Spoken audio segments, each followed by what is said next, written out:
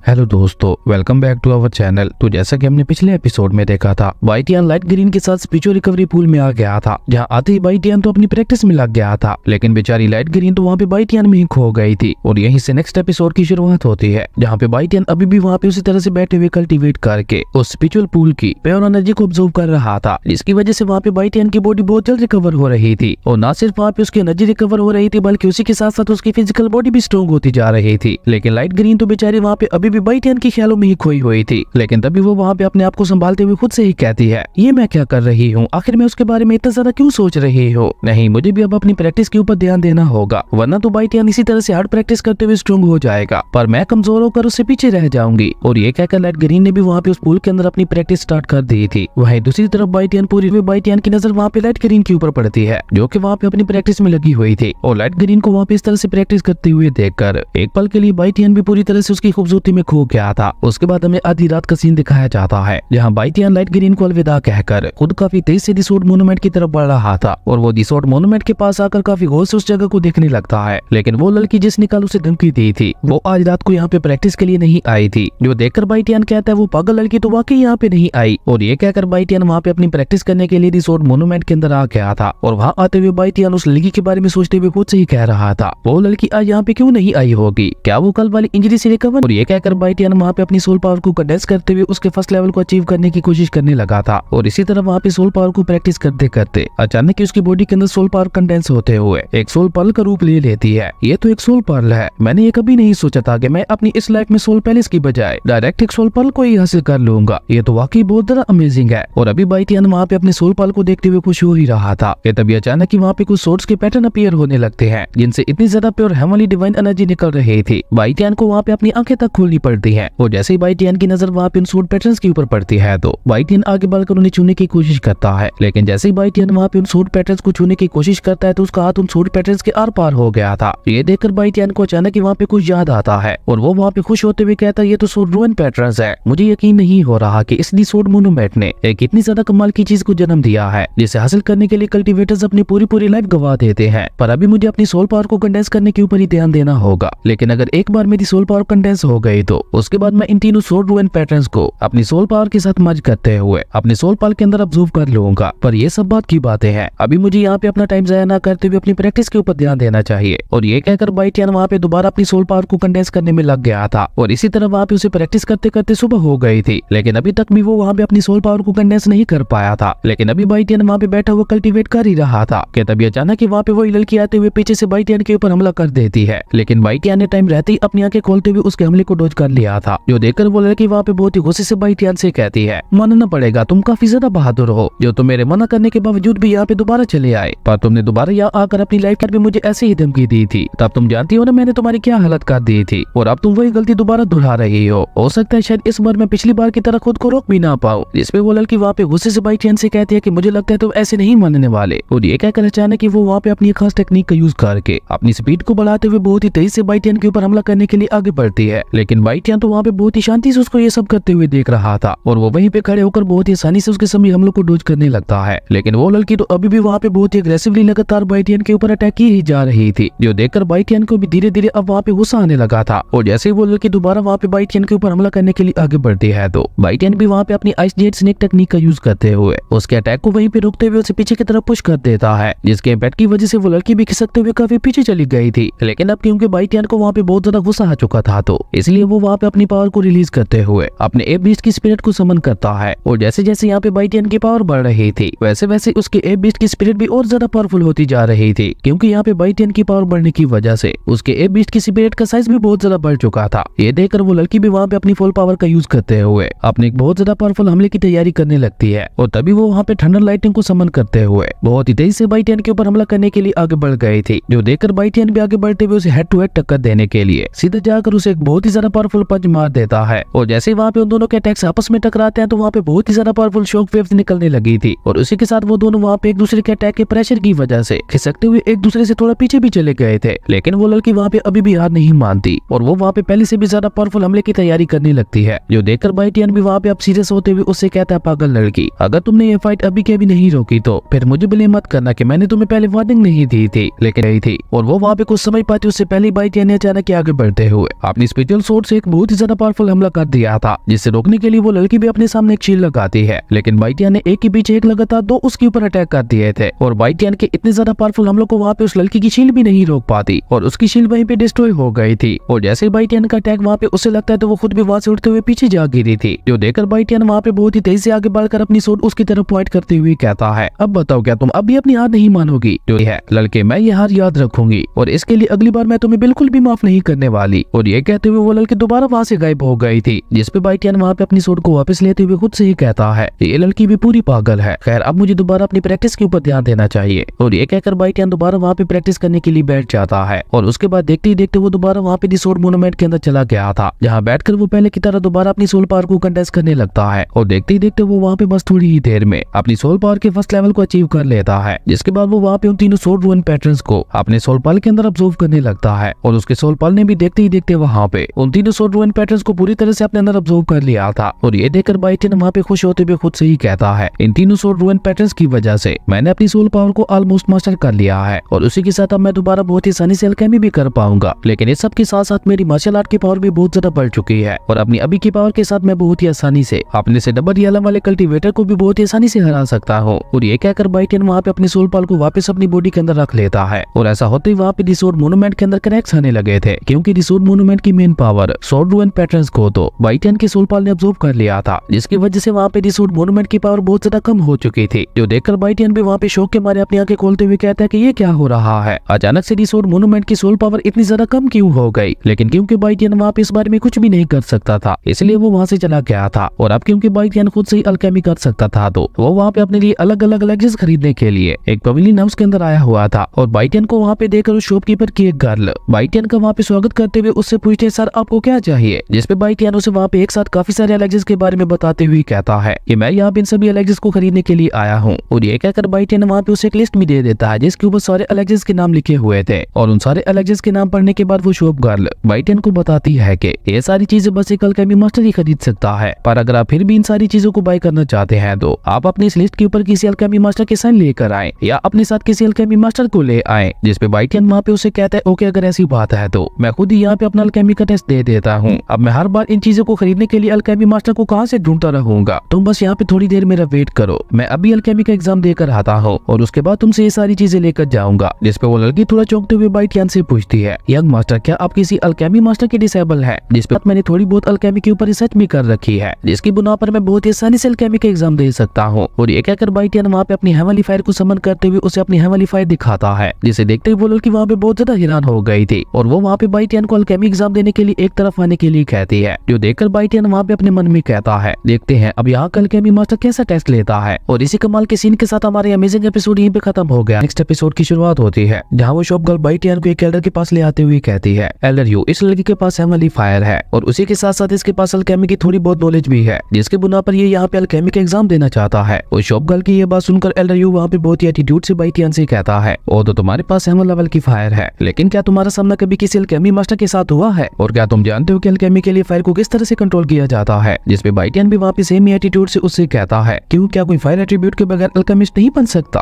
और आपकी जानकारी के लिए मैं आपको बता दूं कि मुझे अपनी फायर के ऊपर पूरा कंट्रोल है। जिसपे एल्डर यू दोबारा एटीट्यूड से उससे कहता है, भले ही फायर अल्केमी के एक इंपॉर्टेंट पार्ट है, लेकिन मैंने कुछ ऐसे भी अल्केमी मास्टर्स देखे हैं जिनके पास हेवनली फायर होते हुए भी उनका एलेक्सिस को रिफाइन करने का सक्सेस रेट बहुत ज्यादा कम होता है। और अगर तुम यहाँ पे अल्केमी के एग्जाम देना चाहते हो तो उसके लिए ना सिर्फ तुम्हारा अपनी फायर के ऊपर पूरी तरह से कंट्रोल होना चाहिए, बल्कि उसी के साथ साथ तुम्हें एलेक्सिस के बारे में भी नॉलेज होना बहुत ज्यादा जरूरी है। जिसपे बाइटियन उस एल्डर से कहता है कि 1 स्टार अल्केमी एग्जाम के लिए मैं पूरी तरह से रेडी हूँ, क्योंकि 1 स्टार अल्केमी एग्जाम इतना ज्यादा मुश्किल भी नहीं होता। बाइटियन की ये बात सुनकर वो एल्डर गुस्से से उसे कहता है कि अपनी बकवास बंद करो, तुम्हें क्या लगता है कि अल्केमी एग्जाम कोई बच्चों का खेल है? तुम जानते भी हो 1 स्टार अल्केमी मास्टर की जॉब भी कितनी ज्यादा बड़ी होती है। इवन हमारे पूरे एंशिएंट कॉन्टिनेंट में अल्केमी जॉब को एक नोबल प्रोफेशन माना जाता है। जिसपे बाइटियन उस एल्डर से कहता है कि जो भी है, लेकिन मैं सच कह रहा हूँ, 1 स्टार अल्केमी एग्जाम को देना मेरे लिए कोई बड़ी बात नहीं है। बाइटियन की ये बात सुनकर एल्डर यू गुस्से से उसे कहता है, लड़के तुम तो कुछ ज्यादा ही एरोगेंट हो। ओके, अगर तुम्हें अपने ऊपर इतनी ज्यादा कॉन्फिडेंस है तो मैं तुम्हारा अल्केमी एग्जाम लेने के लिए रेडी हूँ, लेकिन उससे पहले तुम्हें अल्केमी एग्जाम की फीस अदा करनी होगी, जो कि 5 लाख गोल्डन कॉइंस है। और फीस अदा करने के बाद तुम्हें अल्केमी एग्जाम के लिए 2 टेस्ट देने पड़ेंगे, जहाँ पहले टेस्ट में तुम्हें मुझे अपनी फायर को कंट्रोल करके दिखाना होगा, तो वहीं दूसरे टेस्ट में तुम्हें मुझे अलग अलग हर्ब्स के बीच का डिफरेंस बताना होगा। और अगर तुम इन दोनों में से किसी एक भी टेस्ट में फेल हो गए तो तुम्हें तुम्हारी फीस के पैसे वापस नहीं दिए जाएंगे। एल्डर यू की ये बात सुनकर बाइटियन वहाँ पे अपने गोल्डन कार्ड को बाहर निकालते हुए कहता है, ओके कोई प्रॉब्लम नहीं है। और ये कहकर उसने अपने अल्केमी एग्जाम की फीस अदा करने के लिए अपना वो गोल्डन कार्ड उस शॉप गर्ल को दे दिया था। जिसके बाद बाइटियन वहाँ पे एल्डर यू से कहता है, एल्डर यू तो क्या अब हम अल्केमी एग्जाम को स्टार्ट कर सकते हैं? जिस पे एल्डर यू वहाँ पे हम अपना सारा हिलाते हुए कहता है, ओके। और ये कहकर एल्डर यू वहाँ पे एक हर्ब को बाहर निकाल कर बाइटियन से उस हर्ब का नेम और उसकी एज पूछने लगता है, जिसके बारे में बाइटियन ने वहाँ पे बहुत ही आसानी से बता दिया था, जो देखकर एल्डर यू को थोड़ा गुस्सा आता है। इसलिए अब की बार वो एक लोटस फ्लावर को बाहर निकाल कर उसके बारे में बाइटियन से पूछते हैं, लेकिन बाइटियन ने तो यहाँ पे उस लोटस फ्लावर के बारे में भी बहुत ही आसानी से बता दिया था, जो सुनकर एल्डर यू वहाँ पे थोड़ा चौंकते हुए कहता है, मानना पड़ेगा तुम में कुछ बात तो है। और ये कहकर एल्डर यू वहाँ पे एक और हर्ब को बाहर निकालते हैं, जो कि बहुत ही ज्यादा खास थी। इवन एल्डर यू खुद भी उसके बारे में अच्छी तरह से नहीं जानते थे। और जब बाइटियन वहाँ पे उस लेक्चर के बारे में एल्डर यू को बताता है तो पहले तो एल्डर यू वहाँ पे बाइटियन की बात के ऊपर यकीन नहीं करते, लेकिन जब वो बाइटियन के कहने पर उस हर्ब को तोड़ कर देखते हैं तो एल्डर यू को वहाँ पे एक बहुत बड़ा झटका लगता है, क्योंकि जिसे एल्डर यू वहाँ पे एक ब्लड लेक्चर समझ रहा था वो तो असल में कोई और ही लेक्चर था। और एल्डर यू को इस तरह से हैरान देखकर बाइटियन वहाँ पे स्माइल करते हुए एल्डर यू से पूछता है, अब तो आपको यकीन आ गया ना कि मैं जो भी कह रहा था वो सब सच था? और हाँ, क्या आप इससे आगे भी मेरा टेस्ट लेना चाहेंगे? बाइटियन की ये बात सुनकर एल्डर यू को गुस्सा तो वहाँ पे बहुत ज्यादा आता है, लेकिन क्योंकि बाइटियन ने वहाँ पे सभी हर्ब्स के बारे में सही से बताया था तो इसलिए मजबूरन एल्डर यू भी उसे वहाँ पे कुछ भी नहीं कह पा रहे थे। और इसी के साथ एल्डर यू ने बाइटियन को इस हर्ब वाले टेस्ट में पास कर दिया था। जिसके बाद एल्डर यू उसे वहाँ पे अपने पीछे आने के लिए कहते हैं और उसे कहते हैं कि अब तुम्हें मुझे अपनी फायर कंट्रोलिंग स्किल्स दिखानी होंगी, और अगर तुम वहाँ पे अच्छी तरह से फायर को कंट्रोल नहीं कर पाए तो तुम इस अल्केमी एग्जाम में फेल हो जाओगे। और ये कहकर एल्डर यू बाइटियन को वहाँ से अपने अल्केमी हाउस के मेन हॉल के अंदर ले आते हैं, जहाँ पे काफी सारी अलग अलग हेवन एंड अर्थ की फ्लेम्स रखी हुई थी। और वहाँ पे हर एक फ्लेम को अपने अपने पावर लेवल के हिसाब से अलग अलग हिस्सों में डिवाइड किया गया था, जिसमें थी real fire, demonic fire, spiritual fire और आखिर में स्काई फायर। लेकिन वहाँ पे टोटल 7 किस्म की फ्लेम्स रखी हुई थी। और एल्डर यू वहाँ पे बाइटियन से सवाल करते हुए पूछते हैं, यहाँ पे 7 किस्म की फ्लेम्स रखी हुई है, तुम्हें इन सभी फ्लेम्स को देखते हुए मुझे यहाँ पे बताना होगा कि इनमें रियल फायर कौन कौन सी है? जिसपे बाइटियन वहाँ पे एल्डर यू के सवाल का बहुत ही आसानी से जवाब देते हुए कहता है, यहाँ पे टोटल 4 तरह की रियल फायर मौजूद है और 2 डीमन फायर मौजूद है, और ये जो ब्लू फ्लेम है ये स्पिरिचुअल फायर है। बाइटियन को वहाँ पे इतनी आसानी से जवाब देते हुए देखकर एल्डर यू वहाँ पे बहुत ज्यादा हैरान हो गए थे, क्योंकि आज तक अल्केमी हाउस की हिस्ट्री में किसी भी नए आने वाले डिसेबल ने इस सवाल का सही से जवाब नहीं दिया था। और यहाँ पे एल्डर यू ने भी ये सवाल बाइटियन से जानबूझ के किया था, ताकि बाइटियन यहाँ पे सवाल का गलत जवाब दे और उन्हें बाइटियन को मजे चखाने का एक मौका मिल जाए। लेकिन बाइटियन ने तो यहाँ पे उनकी सारी उम्मीदों के ऊपर पानी फेरते हुए उस सवाल का सही जवाब दे दिया था। और एल्डर यू को वहाँ पे इस तरह से हैरान देखकर बाइटियन वहाँ पे हंसते हुए अपने मन में कहता है, एसेस्टर बाई हुआंग के लिए ये सारी चीजें तो बहुत ही ज्यादा मामूली थी। वो तो ऐसी चीजों को रोज देखा करते थे, इसलिए इन सभी फिल्म्स के बारे में बता पाना इतना ज्यादा मुश्किल भी नहीं था। और तभी एल्डर यू वहाँ पे बाइटियन की तारीफ करते हुए कहते हैं तुम्हारी अल्केमी नॉलेज वाकई बहुत ज्यादा अच्छी है, लेकिन अब तुम्हें मुझे यहाँ पे इनमें से एक फायर को कंट्रोल करके दिखाना होगा। और अगर तुमने पूरे 1 मिनट के लिए इनमें से किसी भी फ्लेम को अच्छी तरह से कंट्रोल कर लिया तो तुम अपने इस अल्केमी एग्जाम में पास हो जाओगे। जिसपे बाइटियन वहाँ पे एल्डर यू से कहता है ओके मैं समझ गया। और ये कहकर बाइटियन वहाँ पे उनमें से एक फायर को कंट्रोल करने के लिए आगे आता है। और एल्डर यू ने दूसरे यहाँ पे सिर्फ एक ही फ्लेम को कंट्रोल करने के लिए बोला था, लेकिन बाइटियन यहाँ पे अपनी हेवनली फायर का यूज करते हुए एक साथ वहाँ पे मौजूद उन सभी फ्लेम्स को अपने कंट्रोल के अंदर ले लेता है, जो देखकर बेचारे एल्डर यू को तो वहाँ पे अपनी आंखों पे यकीन ही नहीं हो रहा था। और वो वहाँ पे हैरान होते हुए कहते हैं कि आखिर ये कैसे हो सकता है। जिसपे बाइटियन वहाँ पे एल्डर यू की तरफ मुड़ते हुए उनसे कहता है एल्डर यू मैं इस फायर कंट्रोलिंग टेस्ट के बारे में ज्यादा कुछ नहीं जानता, इसलिए मैंने सभी के सभी फ्लेम्स को एक साथ ही अपने कंट्रोल के अंदर ले लिया। तो अब आपको क्या लगता है, क्या मैं इस टेस्ट में पास हो गया हूँ? जिसपे एल्डर यू वहाँ पे बहुत ही मुश्किल से बोलते हुए उसे कहते हैं हाँ तुम पास हो गए हो। जिसपे बाइटियन उस स्पिरिचुअल फ्लेम को अपने हाथों में लेते हुए कहता है एल्डर यू मुझे ये स्पिरिचुअल फायर बहुत ज्यादा पसंद आई है और मैं इसे लेना चाहता हूँ, इसे हासिल करने के लिए मुझे क्या करना होगा? जिसपे एल्डर यू उसे बताता है कि ये ब्लू स्पिरिचुअल फायर हमारे अल्केमी हाउस का एक ट्रायर है जिसे कोई आउटसाइडर ऐसे ही हासिल नहीं कर सकता। जिसपे बाइटियन एल्डर यू से कहता है ओके अगर ऐसा है तो मुझे अल्केमी एसोसिएशन का हिस्सा बनने के लिए क्या करना पड़ेगा? जिसपे एल्डर यू उसे बताते हैं कि अगर तुम हमारे अल्केमी एसोसिएशन का हिस्सा बन भी जाते हो तो फिर भी तुम इस ब्लू स्पिरिचुअल फायर को हासिल नहीं कर पाओगे, क्योंकि इस ब्लू स्पिरिचुअल फायर को सिर्फ 3 स्टार के अल्केमी मास्टर्स ही हासिल कर सकते हैं। जिसपे बाइटियन एल्डर यू से कहता है ओके अगर ऐसी बात है तो आज मैं भी 3 स्टार अल्केमी एग्जाम का टेस्ट दूंगा। बाइटियन की यह बात सुनकर एल्डर यू गुस्से से वहाँ पे चलाते हुए बाइटियन से कहता है अभी तुम पूरी तरह से 1 स्टार अल्केमी एग्जाम का टेस्ट तो दे नहीं पाए और तुम आज के आज 3 स्टार अल्केमी एग्जाम का टेस्ट देना चाहते हो। जिसपे बाइटियन वहाँ पे एल्डर यू से कहता है अब इस ब्लू स्पिरिचुअल फायर को हासिल करने के लिए मुझे 3 स्टार अल्केमी एग्जाम तो देना ही पड़ेगा, पर मैं आपको बता दूं कि मेरे लिए 3 स्टार अल्केमी एग्जाम देना इतना ज्यादा मुश्किल भी नहीं है। लेकिन एल्डर यू अभी भी वहाँ पे बाइटियन की बात नहीं मान रहे थे। वो गुस्से से बाइटियन को मना करते हुए कहते नहीं अभी तुम 3 स्टार अल्केमी एग्जाम देने के लायक नहीं हो। जिसपे बाइटियन एल्डर यू से कहता है कि आप मुझे मना करने की इतनी जल्दी मत करें, क्योंकि आप अगर यहाँ से मेरे लिए इस ब्लू स्पिरिट फायर को ले सकते हैं तो उसके बदले में मैं आपको एक बहुत ही ज्यादा खास मिस्टीरियस लेवल की एलेक्जर रेसिपी दूंगा।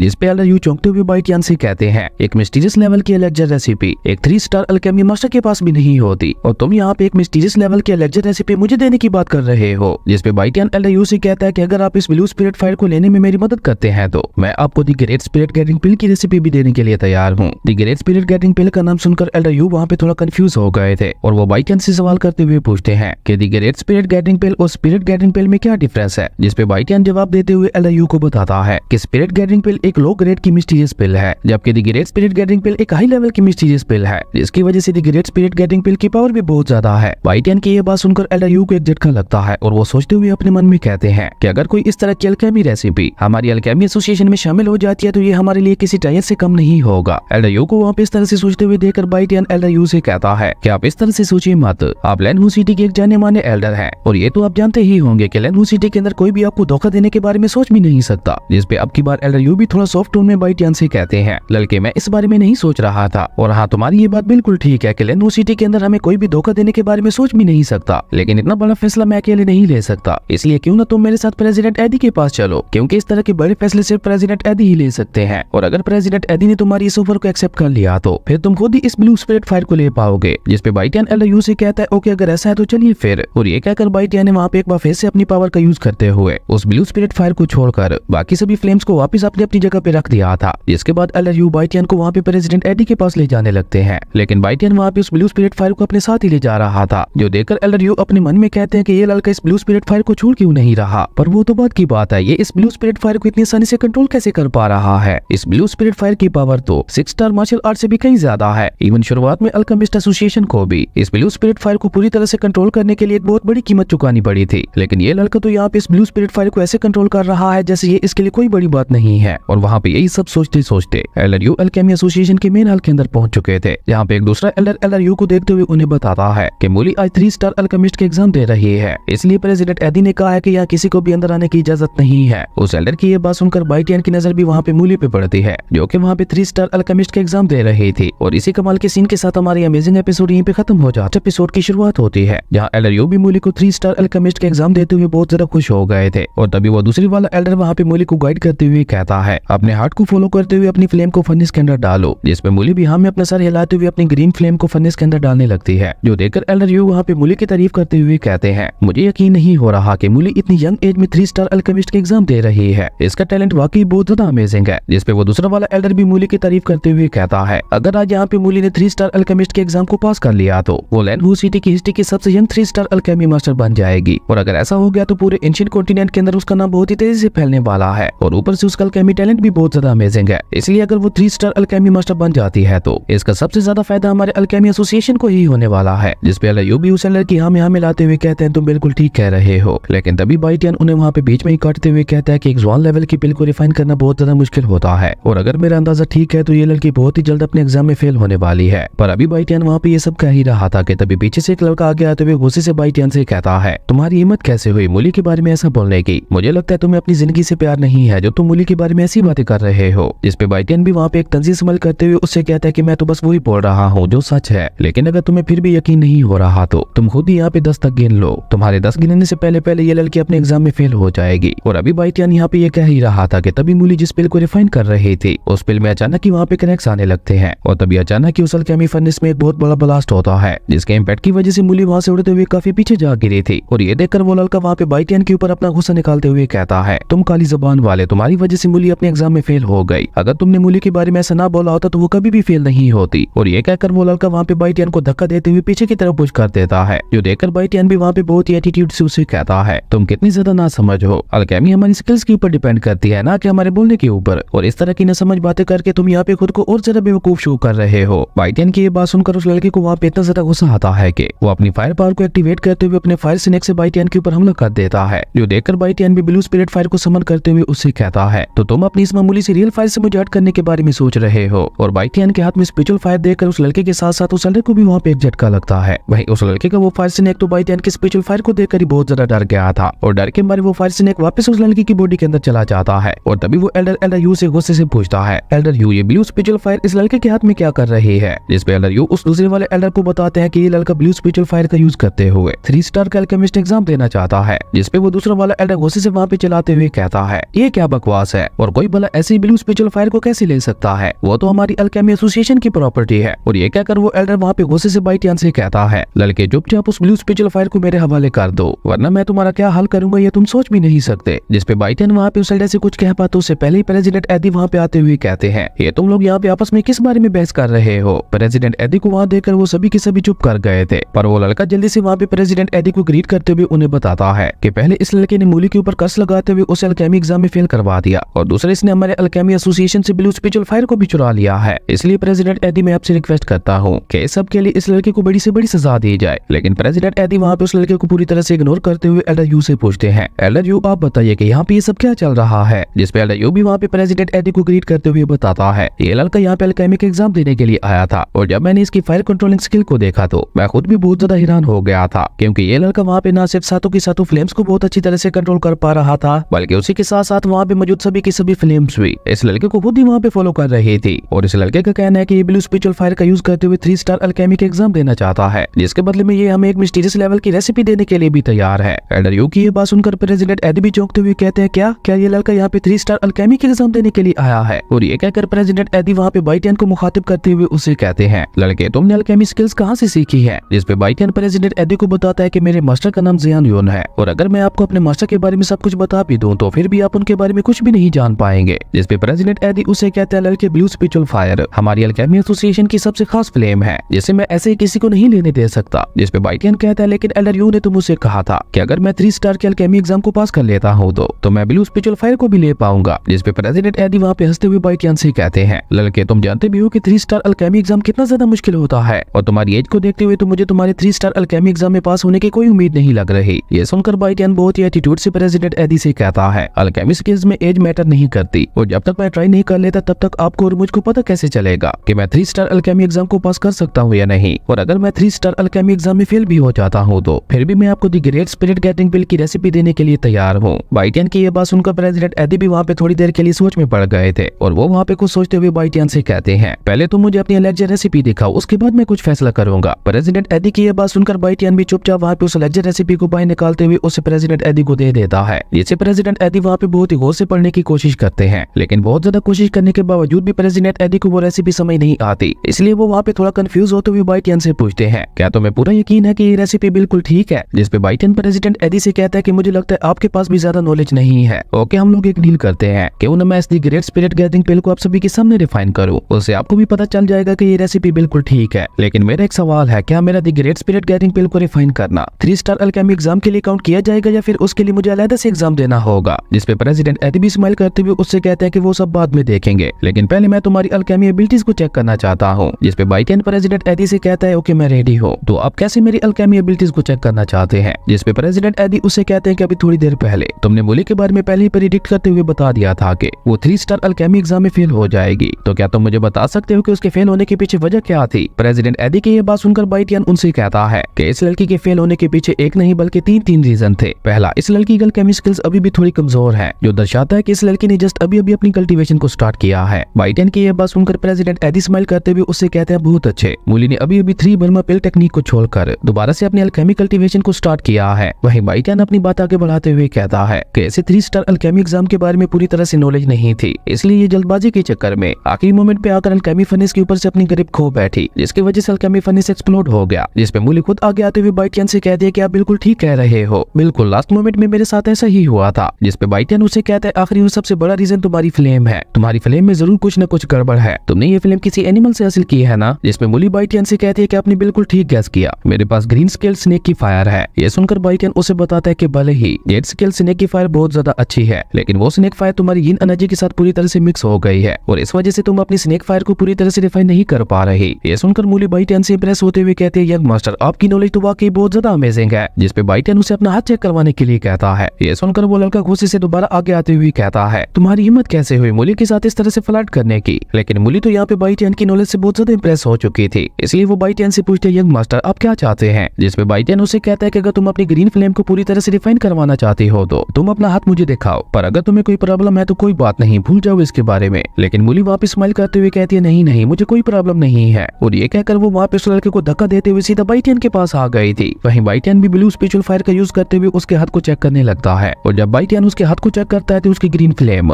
उसकी मेरिडियंस में इधर उधर भाग रही थी, जो कि बाइटियन के वहाँ पे अपनी ब्लू स्पिरिचुअल फायर की मदद से पकड़ने के बावजूद भी पकड़ में नहीं आ रही थी। जो देखकर बाइटियन मूली से कहता है अपनी ग्रीन फ्लेम को अपनी पूरी पावर के साथ रिफाइन करने की कोशिश करो। बाइटियन की यह बात सुनकर मूली भी वहाँ पे बिल्कुल ऐसे ही करने लगती है, और इस बीच मौके का फायदा उठाकर बाइटियन ने अपनी ब्लू स्पिरिचुअल फायर की मदद से मूली की ग्रीन फ्लेम को चारों तरफ से जगड़ लिया था, जिसकी वजह से मूली को भी वहाँ पे अपनी ग्रीन फ्लेम को रिफाइन करने में ज्यादा मुश्किल नहीं हो रही थी। और देखते ही देखते वहाँ पे सिर्फ कुछ ही पलों में मूली ने अपनी ग्रीन फ्लेम को पूरी तरह से रिफाइन कर लिया था, और ये देखकर मूली वहाँ पे इतना ज्यादा खुश हो गई थी कि वो खुद ही आगे बढ़कर बाइटियन का हाथ पकड़ते हुए उससे कहती है मैं न जाने पिछले कितने सालों से अपनी ग्रीन फ्लेम को रिफाइन करने की कोशिश कर रही थी, लेकिन आज फाइनली सिर्फ आपकी वजह से मैंने सक्सेसफुली अपनी ग्रीन फ्लेम को रिफाइन कर लिया। जिसपे बाइटियन वहाँ पे स्माइल करते हुए बहुत ही एटीट्यूड से उसे कहता है जो मैंने तुम्हें बताया था उसके ऊपर ध्यान देना, और अगर तुमने मेरे बताए हुए सभी तरीकों के ऊपर पूरी तरह से अमल कर लिया तो बहुत जल्द तुम 3 स्टार अल्केमी एग्जाम को पास कर लोगी। वहीं ये सब देखकर उन दोनों एल्डर्स को तो अपनी आंखों पे यकीन ही नहीं हो रहा था, और अब उन दोनों को भी वहाँ पे बाइटियन के सामने अपना नॉलेज बहुत ज्यादा छोटा लग रहा था, क्योंकि आज तक वो दोनों मिलकर भी मूली की इन प्रॉब्लम्स के बारे में नहीं जान पाए थे, जिन्हें सिर्फ बाइटियन ने पहली नजर में ही पहचान लिया था। वहीं मूली वहाँ पे बाइटियन का शुक्रिया अदा करते हुए उसे कहती है यंग मास्टर मैं आपके इस एहसान का बदला कभी नहीं भूलूंगी, और फ्यूचर में कभी भी आपको मेरी मदद की जरूरत हो तो आप मुझे बता देना। और ये कहकर वो वहाँ पे बिल्कुल एक डिसेबल की तरह बाइटियन के सामने झुकते हुए उससे कहती है मास्टर प्लीज मेरी वर्शिप को एक्सेप्ट करें। और ये सब देखकर प्रेसिडेंट एडी भी अब वहाँ पे बाइटियन से बहुत ज्यादा इंप्रेस हो चुके थे, जो देखकर बाइटियन प्रेसिडेंट एडी से कहता है प्रेसिडेंट एडी मुझे उम्मीद है आपने मेरी अल्केमी एबिलिटीज को अच्छी तरह से देख लिया होगा। जिसपे प्रेसिडेंट एडी भी खुश होते हुए उससे कहते हैं हाँ तुम्हारी अल्केमी स्किल्स वाकई बहुत ज्यादा अच्छी हैं, और अब तो मुझे यहाँ पे ये भी लग रहा है कि तुम उस मिस्टीरियस लेवल के एलेक्जर पिल को भी अच्छी तरह से रिफाइन कर लोगे, और हाँ अगर तुमने वाकई 3 स्टार अल्केमी एग्जाम को पास कर लिया तो मैं तुमसे प्रॉमिस करता हूँ कि मैं ये ब्लू स्पिरिचुअल फायर तुम्हें दे दूंगा। जिसपे बाइटियन भी स्माइल करते हुए प्रेसिडेंट एडी से कहता है ओके अगर ऐसा है तो फिर मुझे भी आपकी ये डील मंजूर है, तो क्या अब मैं 3 स्टार अल्केमी एग्जाम दे सकता हूँ? जिसपे प्रेसिडेंट एडी उससे कहते हैं हाँ तुम मेरे साथ आओ, मैं खुद तुम्हें 3 स्टार अल्केमी एग्जाम वाली जगह पे ले जाता हूँ, और उसी के साथ साथ तुम्हें 3 स्टार अल्केमी एग्जाम के बारे में सब कुछ समझा भी दूंगा। और प्रेसिडेंट एडी बाइटियन को वहाँ से ले जाते हुए उससे पूछते हैं क्या मैं तुम्हारा नाम जान सकता हूँ? जिसपे बाइटियन अल्केमी फर्नेस के पास जाते हुए प्रेसिडेंट एडी को बताता है कि मेरा नाम सू बाइटियन है। और इसी कमाल के सीन के साथ हमारी अमेजिंग एपिसोड यहीं पे खत्म हो गया। नेक्स्ट एपिसोड की शुरुआत होती है जहाँ प्रेसिडेंट एडी बाइटियन से पूछते हैं बाइटियन तुम्हारी एज क्या है? जिसपे बाइटियन प्रेसिडेंट एडी को अपनी एज बताते हुए कहता है कि अभी मैं सिर्फ 16 साल का हूँ। ये सुनकर प्रेसिडेंट एडी बाइटियन से और भी ज्यादा इंप्रेस होते हुए उससे कहते हैं मैंने आज तक अपनी लाइफ में इतनी यंग एज का 3 स्टार अल्केमी मास्टर नहीं देखा, और मैं उम्मीद करता हूँ तुम इस टेस्ट को पास कर लोगे। जिसपे बाइटियन भी हमें अपना सर हिलाता है, जो देखकर प्रेसिडेंट एडी वहाँ पे उस जॉन लेवल की पिल को रिफाइन करने के लिए जिन जिन एलेक्जर्स की जरूरत थी उसे अपनी पावर का यूज करते हुए बाइटियन के पास ले आते हैं, जो देखकर बाइटियन भी वहाँ पे अपनी पावर का यूज करते हुए उन सभी एलेक्जर्स को तरतीब दे देता है। और उसी के साथ वो वहाँ पे प्रेसिडेंट एडी से कहता है कि सिर्फ एक जवान लेवल की पिल को रिफाइन करने के लिए मुझे अल्केमी फर्नेस की जरूरत नहीं पड़ने वाली। ये सुनकर प्रेसिडेंट एडी के साथ साथ वहाँ पे उन दोनों एल्डर्स को भी एक बार फिर से झटका लगता है और बाइटियन ब्लू स्पिरिचुअल फायर का यूज करते हुए ऊपर हवा में ही एक स्पिरिचुअल फर्नेस को क्रिएट करता है, जो देखकर प्रेसिडेंट एडी और भी ज्यादा हैरान होते हुए कहता है कि इस लड़के का अपनी फायर के ऊपर कंट्रोल तो लाजवाब है। और तभी बाइटियन ने वहाँ पे ब्लू स्पिरिचुअल फायर का यूज करते हुए उन सभी एलेक्जेस को रिफाइन करना शुरू कर दिया था और देखते ही देखते वो सभी एलेक्जेस वहाँ पे मर्ज होने लगे थे, जो देखकर प्रेसिडेंट एडी को तो आज झटके पे झटके लग रहे थे। वो वहाँ पे एक बार फिर से शॉक होते हुए कहते हैं कि इसका रिफाइनिंग मेथड तो बहुत ज्यादा फास्ट है। और तभी देखते ही देखते बाइटियन ने वहाँ पे उन सभी एलेक्जेस को मेल्ट करते हुए पिल में कंडेंस करना शुरू कर दिया था और वहाँ पे इतनी जल्दी उन एलेक्जेस को पिल्स में ट्रांसफॉर्म होते हुए देखकर प्रेसिडेंट एडी और भी ज्यादा हैरान होते हुए कहते हैं, ऐसे किसी अल्केमी मेथड के बारे में तो मैंने आज तक अपनी लाइफ में कभी नहीं सुना। आखिर ये लड़का इतनी आसानी से एक जवान लेवल की पिल को कैसे रिफाइन कर रहा है, और वो भी एक नहीं बल्कि ये तो यहाँ पे एक साथ दो पिल्स को रिफाइन कर रहा है। वहीं मूली ये सब देखकर एल्डर यू के पास आते हुए उससे पूछती है, एल्डर यू आपको क्या लगता है बाइटियन के पास होने के कितने चांसेस हैं? जिसपे एल्डर यू भी वहाँ पे परेशान होते हुए कहते हैं कि अभी इसके बारे में कुछ भी कह पाना मुश्किल है। जिसपे वो लड़का वहाँ पे एक तंजील स्माइल करते हुए कहता है कि इसमें मुश्किल क्या है, मैं ये यकीन के साथ कह सकता हूँ कि ये लड़का यहाँ पे पक्का फेल होने वाला है। ये सुनकर वो सभी वहाँ पे एक बार फिर से काफी परेशानी से बाइटियन को देखने लगे थे। वहीं बाइटियन भी ब्लू स्पिरिचुअल फायर को बढ़ाते हुए अपनी रिफाइनिंग मेथड की स्पीड को और ज्यादा बढ़ा देता है और अब ऑलमोस्ट वो दोनों पिल्स पूरी तरह से कंडेंस हो चुकी थी, जिसकी वजह से वहाँ पे उन दोनों पिल्स से निकल रही खुशबू भी वहाँ पे फैलने लगती है। और उस खुशबू को स्मेल करके एल्डर यू के साथ साथ प्रेसिडेंट एडी भी बहुत ज्यादा खुश हो गए थे, क्योंकि बाइटियन ने वहाँ पे ऑलमोस्ट 90% उन दोनों पिल्स को रिफाइन कर लिया था। और ये देखकर प्रेसिडेंट एडी कहते हैं कि ये लड़का वाकई सिर्फ 16 साल का है, ऐसा कमाल का जीनियस तो आज तक मैंने अपनी लाइफ में कभी नहीं देखा। और अभी प्रेसिडेंट एडी यहाँ पे ये सब कह ही रहे थे कि तभी वहाँ पे उन दोनों पिल्स के अंदर क्रैक्स आने लगते हैं, जो देखकर बाइटियन वहाँ पे सीरियस होते हुए अपने मन में कहता है, अभी भी एक जवान लेवल की पिल को रिफाइन करने के लिए मेरा लेवल बहुत ज्यादा लो है। मैंने ये कभी नहीं सोचा था कि एक साथ दो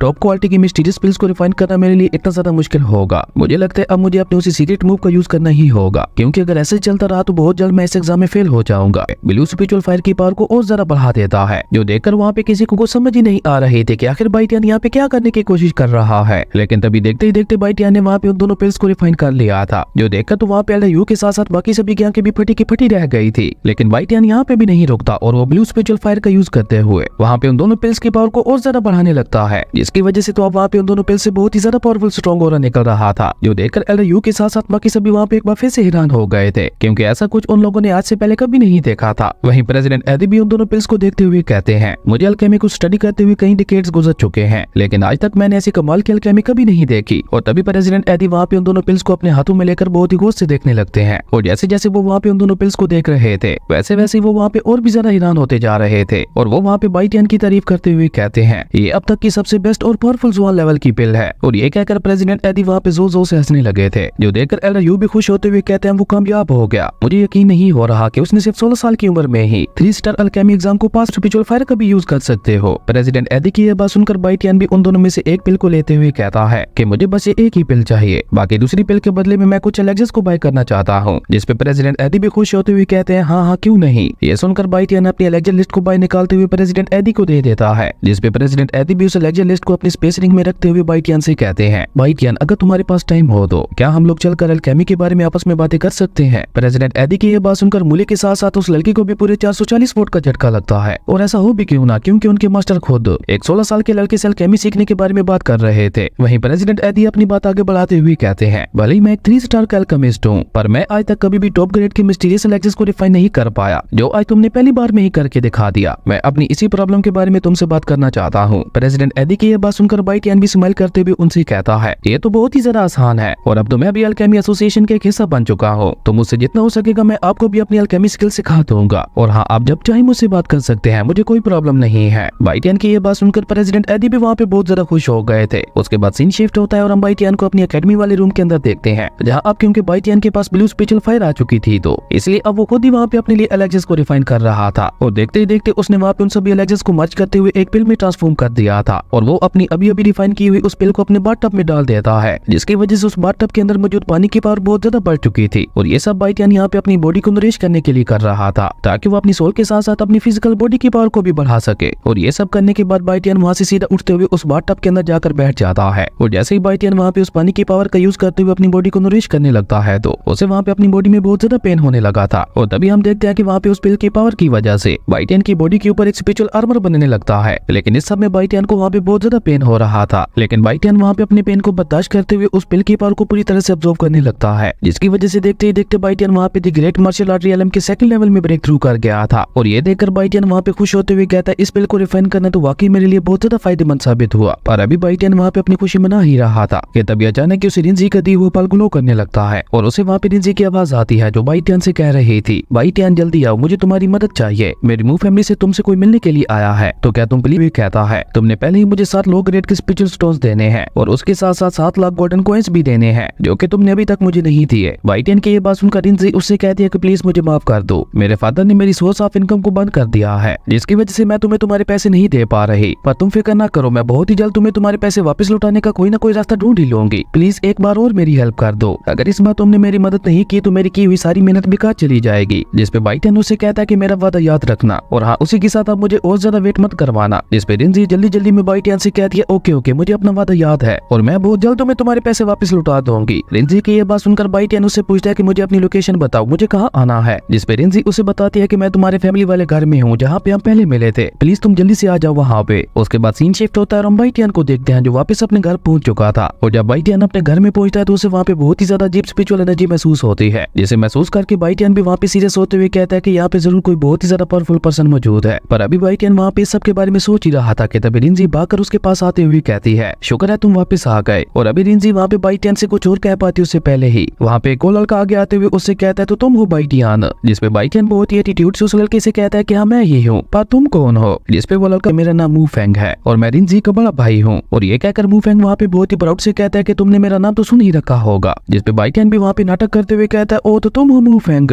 पर माफ करना मैं तुम्हारा नाम पहली बार सुन रहा हूँ। बाइटियन की ये बात सुनकर मू फेंग को बहुत ज्यादा गुस्सा आता है और वो गुस्से से चलाते हुए बाइटियन से कहता है बाइटियन खुद को इस तरह से बेवकूफ शो करना बंद करो, मैं जानता हूँ कि तुम यहाँ पे नाटक कर रहे हो और हाँ आज के बाद मेरी बहन से दूर रहना, मैं ये तुम्हें ऑर्डर दे रहा हूँ। जिसपे बाइटियन भी वहाँ पे बिल्कुल उसी की तरह बोलते हुए उससे कहता है क्या हम दोनों एक दूसरे को जानते हैं, और जब हम एक दूसरे को जानते ही नहीं है तो फिर भला मैं तुम्हारा ऑर्डर क्यों मानूंगा, और ना ही मैंने तुम्हें यहाँ पे अपने घर में बुलाया था, इसलिए आप जल्दी से दफा हो जाओ यहाँ से। बाइटियन की ये बात सुनकर मू फेंग गुस्से से उससे कहता है कि तुम्हारी हिम्मत कैसे हुई मुझसे इस तरह से बात करने की। और इसी कमाल के सीन के साथ हमारी अमेजिंग एपिसोड यहीं पे खत्म हो गया था। दोस्तों अगर आपको ये वीडियो अच्छी लगी तो लाइक कर दें और अगर चैनल पे नए आए हो तो सब्सक्राइब करते जाना। तो मिलते हैं एक न्यू वीडियो में, तब तक के लिए बाय।